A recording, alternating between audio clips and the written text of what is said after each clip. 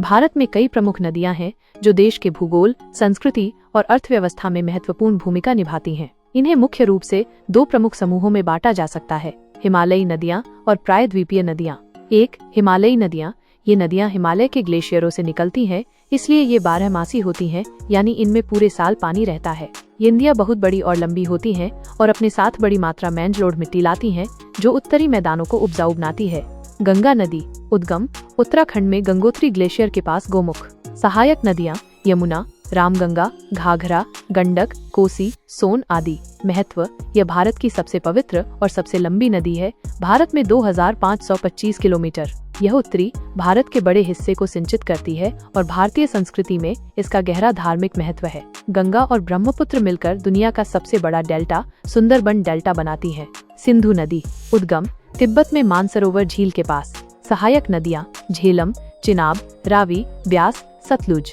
महत्व, ये विश्व की सबसे बड़ी नदियों में से एक है। ये भारत से होती हुई पाकिस्तान में प्रवेश करती है और अंत में अरब सागर में गिर जाती है। यह सिंधु घाटी सभ्यता का उद्गम स्थल रही है।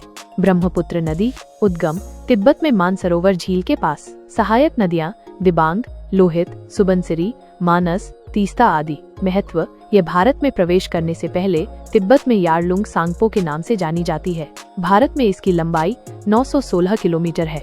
यह अपने बाढ़ और रेत के जमाव के लिए जानी जाती है, खासकर असम में। 2. प्रायद्वीपीय नदियां। ये नदियां प्रायद्वीपीय पठार से निकलती हैं और अधिकतर वर्षा पर निर्भर करती हैं, इसलिए गर्मियों में इनका जल स्तर कम हो जाता है। ये नदियां हिमालयी नदियों की तुलना में छोटी और कम गहरी होती हैं। इन्हें आगे दो उपसमूहों में बांटा जा सकता है, बंगाल की खाड़ी में गिरने वाली नदियां और अरब सागर में गिरने वाली नदियां। बंगाल की खाड़ी में गिरने वाली नदियां। गोदावरी नदी। उद्गम महाराष्ट्र के नासिक जिले में त्र्यंबकेश्वर। महत्व, यह प्रायद्वीपीय भारत की सबसे लंबी नदी है, 1465 किलोमीटर, और इसे दक्षिण गंगा भी कहा जाता है। इसका बेसिन भारत के कुल क्षेत्र का लगभग 10% कवर करता है। कृष्णा नदी। उद्गम महाराष्ट्र के महाबलेश्वर। सहायक नदियां तुंगभद्रा, भीमा, कोयना आदि। महत्व, यह प्रायद्वीपीय भारत की दूसरी सबसे बड़ी नदी है, 1400 किलोमीटर। यह महाराष्ट्र, कर्नाटक, तेलंगाना और आंध्र प्रदेश से होकर बहती है। महानदी नदी। उद्गम छत्तीसगढ़ के धमतरी जिले में सिहावा। महत्व, यह ओडिशा की प्रमुख नदी है और हीराकुंड बांध इसी नदी पर स्थित है। कावेरी नदी। उद्गम कर्नाटक के कोडागु जिले में ब्रह्मगिरी पहाड़ियां। महत्व, इसे दक्षिण भारत की गंगा भी कहा जाता है। यह कर्नाटक और तमिलनाडु राज्यों के लिए एक महत्वपूर्ण जल स्रोत है और इसके जल बंटवारे को लेकर इन राज्यों के बीच विवाद रहा है। अरब सागर में गिरने वाली नदियां। नर्मदा नदी। उद्गम मध्य प्रदेश के अमरकंटक पठार। महत्व, यह पश्चिम की ओर बहने वाली सबसे लंबी नदी है, 1312 किलोमीटर, और विंध्य और सतपुड़ा पर्वतमाला के बीच एक भ्रंश घाटी से होकर बहती है। ताप्ती नदी।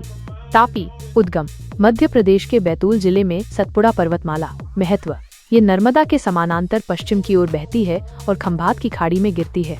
इन नदियों के अलावा भारत में कई अन्य महत्वपूर्ण नदियां भी हैं, जैसे यमुना, गंगा की सबसे बड़ी सहायक नदी, चंबल, बेतवा, सतलुज, रावी, झेलम, माही, साबरमती, पेरियार आदि। ये नदियां भारतीय कृषि, उद्योग और जीवन शैली के लिए महत्वपूर्ण हैं और इनके बेसिन विभिन्न प्रकार की जैव विविधता और पारिस्थितिक तंत्रों का समर्थन करते हैं।